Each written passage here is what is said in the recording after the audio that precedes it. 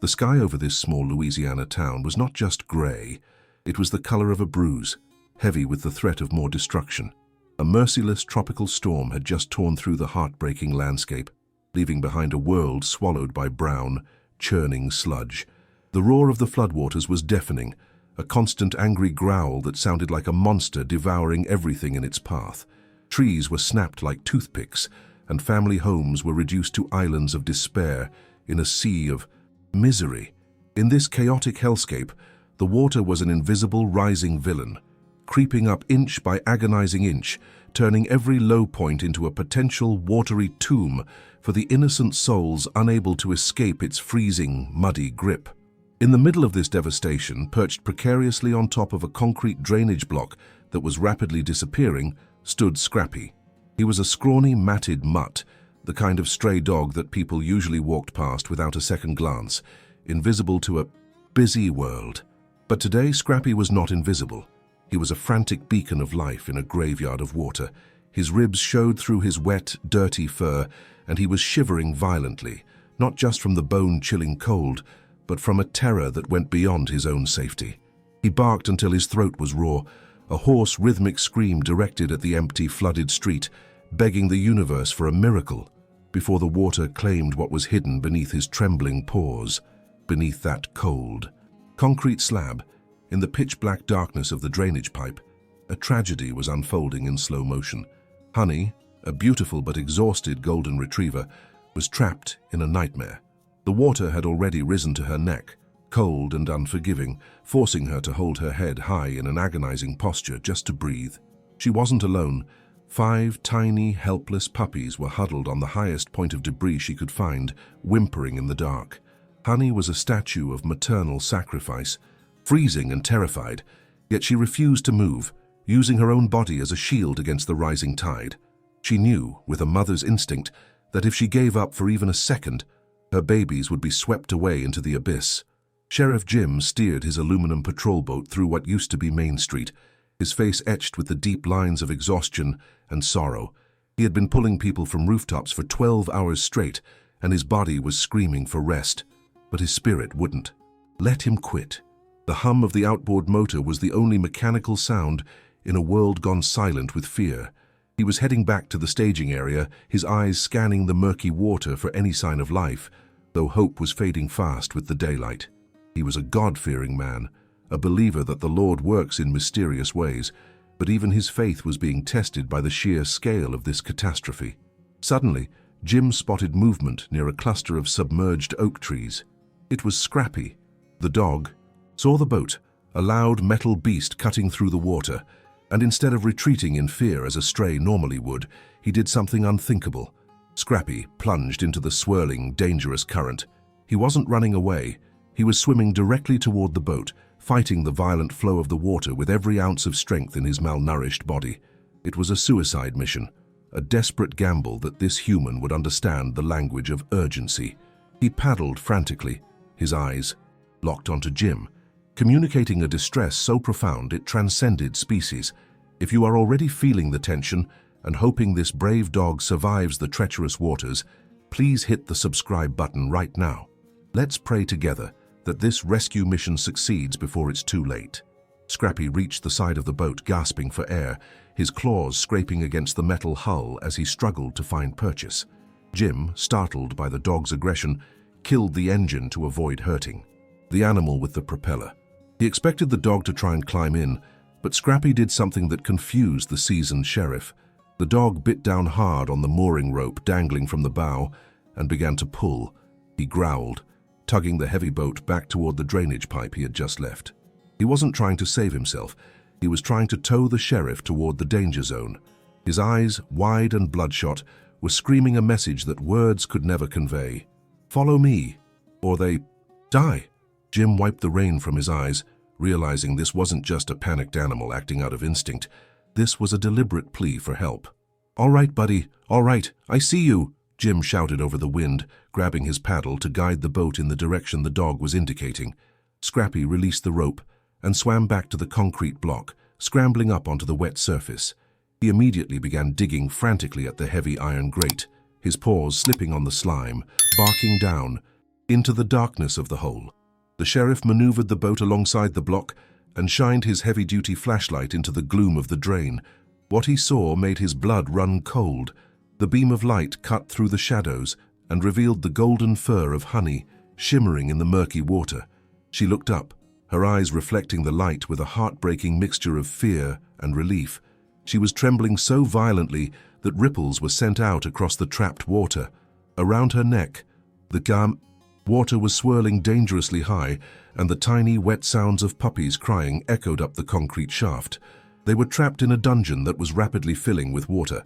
If the rain didn't stop, or if the surge continued, the drainage pipe would be completely submerged within minutes, drowning the entire family in a horrific, silent end. "Dear God," Jim whispered, the reality of the situation hitting him like a physical blow. The abstract villain of the storm had set a cruel trap. The iron grate covering the access point was heavy, rusted, and jammed tight with years of mud and debris. It wasn't just a lid, it was a prison door. Jim jumped from the boat onto the slippery concrete, testing the weight of the grate. It didn't budge. It was sealed shut by the pressure of the debris and the sheer weight of the iron. Scrappy looked at Jim, then back at the grate, whining a high-pitched, agonizing sound that pierced the sheriff's heart. The stray dog knew they were out of time. The water level inside the drain rose another inch as a fresh surge of runoff from the hills hit the system. Honey let out a sharp, terrified bark as the cold water touched the chin of one of the puppies perched on her back. The situation had shifted from critical to catastrophic in the blink of an eye. Jim realized he couldn't lift the grate with his bare hands. He needed mechanical help, and he needed it now. But using the boat's winch was risky. One slip, one wrong move, and the heavy grate could collapse inward, crushing the mother and her babies instantly. The margin for error was zero. This is the moment where faith meets action. If you love animals and want to see this brave mama and her babies saved from this nightmare, please like this video and comment "God bless" to send strength to Sheriff Jim. We are about to face the impossible. Sheriff Jim scrambled back into the boat, his boots sliding on the wet aluminum deck, moving with the desperate speed of a man racing against the grim reaper. He grabbed the heavy steel hooks of the boat's hydraulic winch, his hands shaking slightly from the adrenaline coursing through his veins. The rain was coming down in sheets now, stinging his face like needles, blurring his vision as he fought to secure the cable to the rusted bars of the grate. Every second, fumbling with the latch felt like an eternity, knowing that just a few feet below, a mother was holding her breath, praying for a salvation that might arrive too late. Scrappy paced, anxiously on the edge of the concrete block, his sharp barks cutting through the roar of the storm. Acting as a spotter for the sheriff, he watched Jim's every move with an intensity that seemed almost human, understanding that this metal cable was their only lifeline. Inside the dark, flooded chamber, Honey could hear the clanking of the chains above, a terrifying industrial sound that made her whimper in panic. She nudged her wet nose against her puppies, trying to keep them warm, but the rising water was relentless, cold and cruel, stealing the body heat from their tiny, fragile frames. Jim finally managed to clamp the hooks onto the thickest part of the grate, ensuring they bit deep into the corroded metal. He jumped back to the boat's console and slammed the throttle forward, engaging the winch mechanism.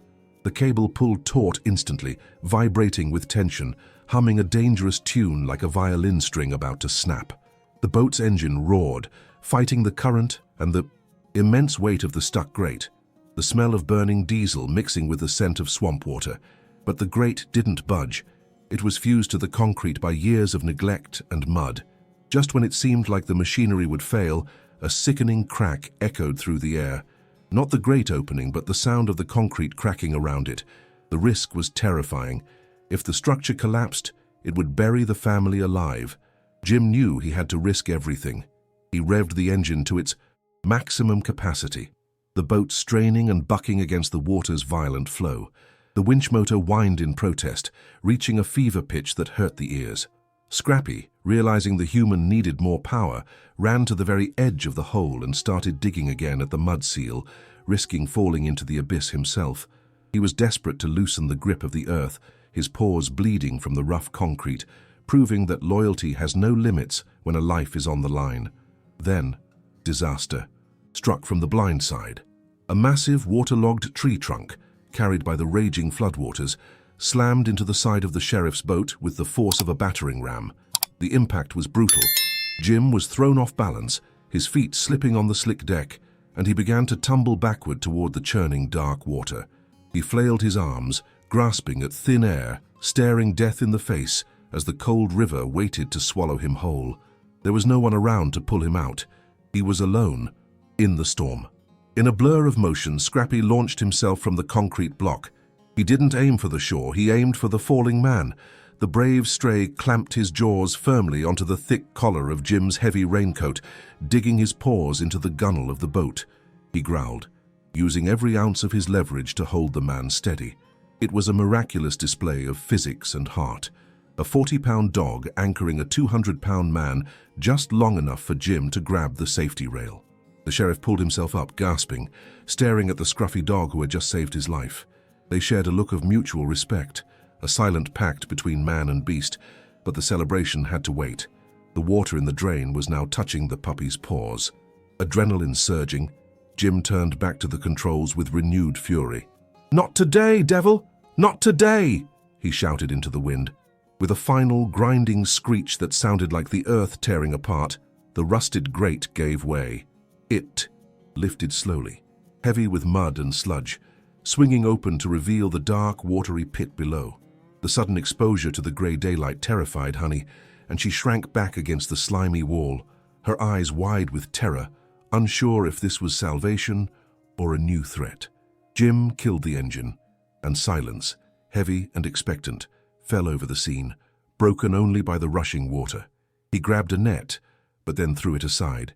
He couldn't risk tangling the puppies. He had to go in. Laying on his stomach, on the wet concrete, Jim reached his arm deep into the hole, the cold water instantly soaking his sleeve up to the shoulder. He was stretching his limits, his fingertips barely grazing the wet fur of the mother dog. She snapped at him weakly, a final defense mechanism of a traumatized soul trying to protect her young. "It's okay, Mama, I've got you," Jim whispered, his voice cracking with emotion, ignoring the danger to his own hand. He didn't pull back. Instead, he kept his hand steady, offering a palm of peace in a world of chaos. Scrappy leaned over the edge too, letting out a soft, reassuring whine that seemed to translate the human's intentions. Honey looked up at Scrappy, then at the human hand.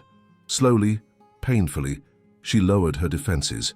She stopped growling and rested her heavy, wet head into Jim's palm, closing her eyes in total surrender.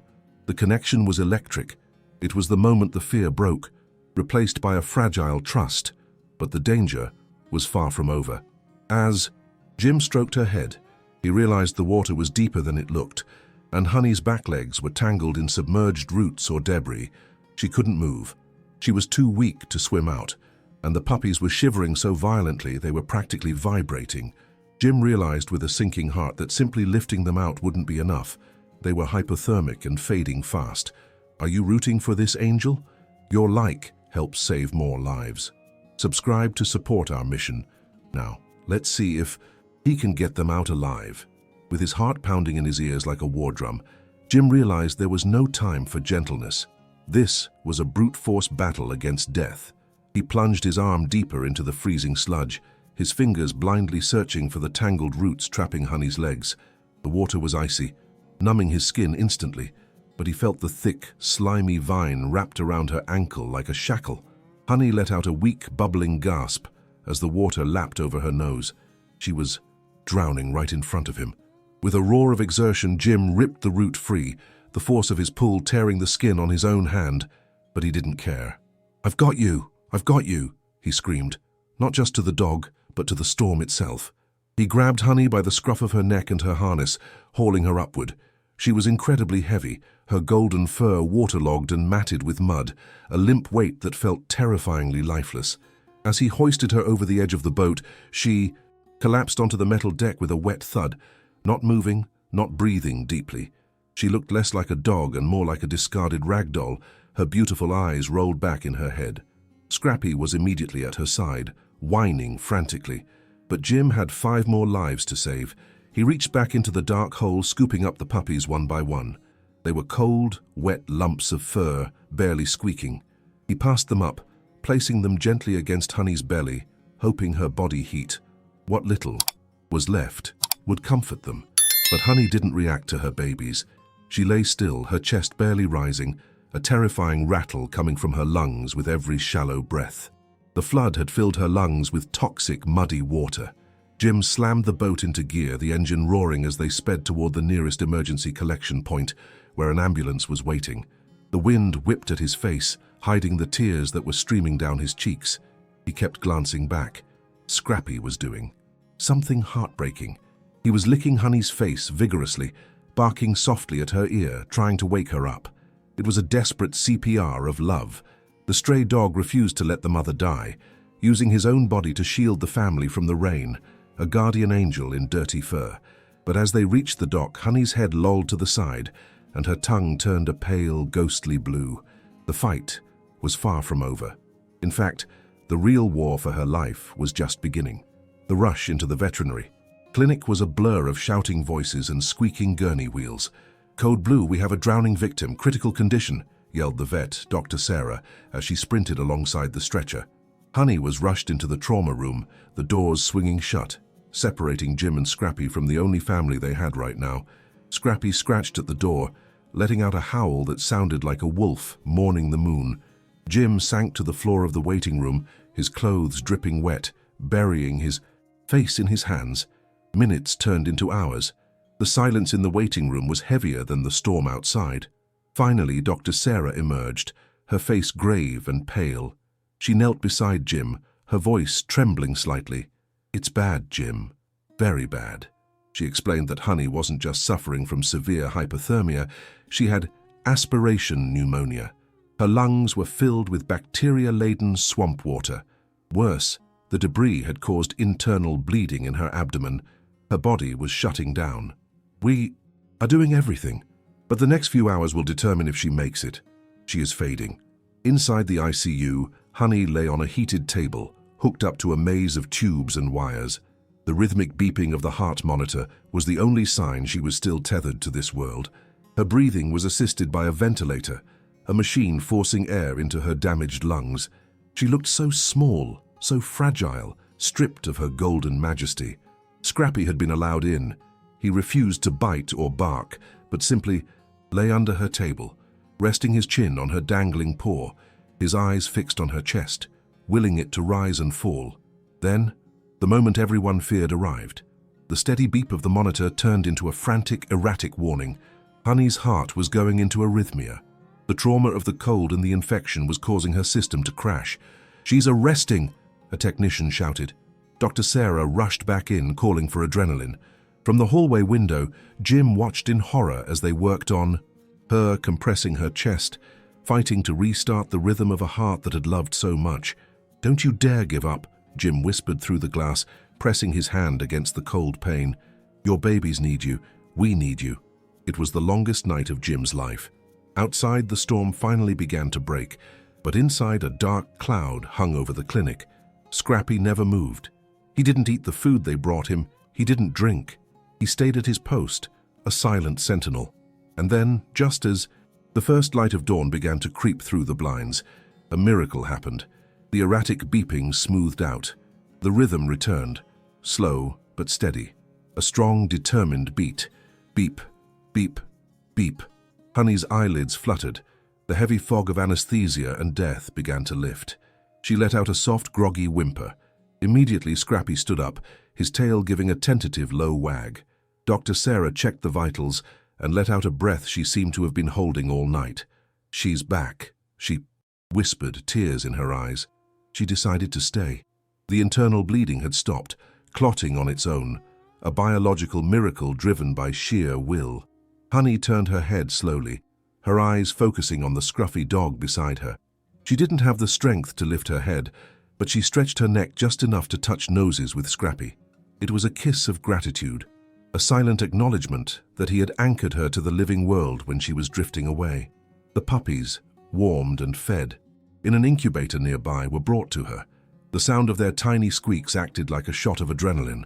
Honey tried to lick them, her tail thumping weakly against the table. Jim walked into the room, and for the first time in 24 hours, he smiled. It was a tired, broken smile, but it was genuine. He stroked Honey's head, avoiding the tubes. "You made it, girl. You beat the devil." The crisis had passed. The water had tried to take them, the cold had tried to freeze them, and death had tried to claim them. But they had something stronger than all of that. They had each other, and they had a love that refused to die. Survival is just the first step. Now, watch how love transforms these broken souls into something magnificent. A few weeks later, the oppressive gray clouds that had choked the Louisiana sky were replaced by a brilliant, healing sunshine. The transition from the sterile, beeping world of the ICU to the warmth of recovery was nothing short of a resurrection. It started with the Day of Beauty, a ritual that was about more than just hygiene. It was about washing away the trauma of the flood. Honey was lifted gently into a warm bath, the water turning brown as the last remnants of the swamp were scrubbed from her coat. As the suds were rinsed away, her fur began to dry into a radiant, fluffy gold, shining like a halo around her healing body. She wasn't just a survivor anymore. She was a queen reclaiming her throne. But the most shocking transformation belonged to Scrappy. Underneath the layers of matted mud, grease, and street grime, a stunning creature was hiding. As the groomers carefully shaved away the knots that had pulled at his skin for years, they revealed a unique brindle coat that looked like tiger stripes. The scrawny, trembling stray who had begged for help on the roadside was gone. In his place stood a proud, handsome dog with ears that perked up at the sound of his name. He looked in the mirror and seemed to stand a little, taller, realizing that for the first time in his life he was clean, he was seen, and he was admired. The first meal at their new temporary foster home was a feast fit for royalty. No more scavenging in trash cans or fighting rats for scraps. Bowls overflowed with high-quality kibble and warm chicken broth. Honey ate with dignity, pausing to nudge food toward her puppies, who were now stumbling around like chaotic, furry potatoes. Scrappy, however, hesitated. He looked at the full bowl, then at the humans waiting to be shooed away. When Sheriff Jim knelt down and whispered, "It's all yours, son," Scrappy ate with a gusto that warmed the soul, his tail wagging so hard his entire back half wiggled with pure joy. The physical wounds were healing, but the emotional recovery was the real miracle. Honey, once too exhausted to lift her head, was now running in the grass, her golden mane flowing in the wind. She had regained her playful spirit, chasing tennis balls with the enthusiasm of a puppy. But she never strayed far from Scrappy. A beautiful dynamic had formed. Honey was the nurturing mother, but Scrappy was the watchful protector. He played with the puppies gently, letting them chew on his ears and climb over his back, tolerating their sharp little teeth with the patience of a saint. The puppies didn't know he wasn't their biological father. To them, he was their hero, their dad, their world. The question of adoption hung in the air like a heavy cloud. Everyone assumed these dogs would go to a shelter to be adopted out separately. But Sheriff Jim had other plans. He had spent his life protecting the town, coming home to an empty house and the silence of a solitary life. The flood had taken away fences and barns, but it had brought him something money couldn't buy. "You don't split up a family that survived hell together," Jim announced to the vet staff. He wasn't just adopting Honey. He was adopting the entire pack: Scrappy, Honey, and the 5 little miracles. The final scene of our journey takes us to the porch of Jim's rebuilt farmhouse, bathed in the golden light of a setting sun. It is a picture of perfect peace. Jim sits in his rocking chair, the Bible open on his lap, reading the Psalms. The chaos of the storm feels like a lifetime ago. Honey is curled up on a soft rug, her head resting on Jim's boot. The puppies are a tumbled pile of sleeping fur in a basket nearby. And there, sitting guard at the top of the stairs, is Scrappy. He isn't barking at the wind anymore.